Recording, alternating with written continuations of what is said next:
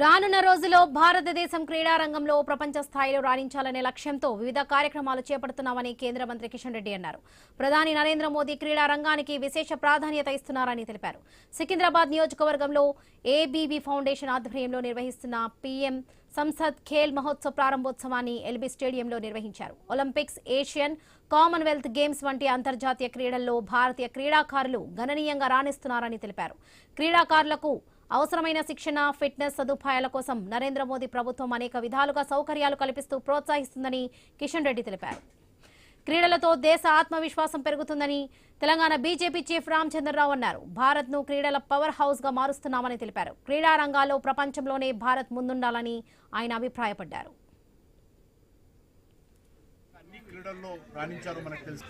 దేశ అభివృద్ధిలోనూ శారీరకంగా క్రీడా రంగంలో కూడా విజ్ఞాన రంగంలో కూడా మన యువత మరి కీలక పాత్ర పోషించాల్సిన అవసరం ఉంది. దానికి అందరూ కూడా ముందుకొచ్చి క్రీడలను అన్ని స్థాయిల్లో, గ్రామ స్థాయిలో, బస్తీల స్థాయిలో, విద్యా సంస్థల స్థాయిలో అన్ని రకాల సహాయ సహకారాలు స్వచ్ఛందంగా క్రీడాకారులకు అందించి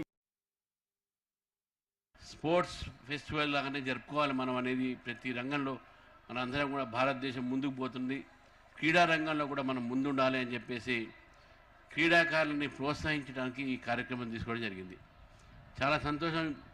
సికింద్రాబాద్ పార్లమెంట్లో జరుగుతున్నటువంటి ఈ కార్యక్రమంలో దాదాపు 35,000 మంది ఈ యొక్క కార్యక్రమాల్లో రిజిస్టర్ చేయించుకున్నారు.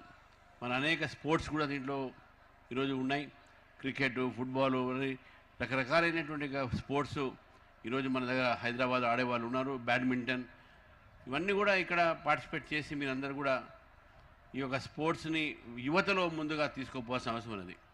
మనం చూస్తూ ఉన్నాం హైదరాబాద్లో ఒకవైపు డ్రగ్స్ కల్చర్ పెరుగుతున్నటువంటి ఒక నేపథ్యంలో స్పోర్ట్స్ ద్వారా మనం ఆ కల్చర్ని ఆపొచ్చు అని చెప్పి నా పూర్తి నమ్మకం.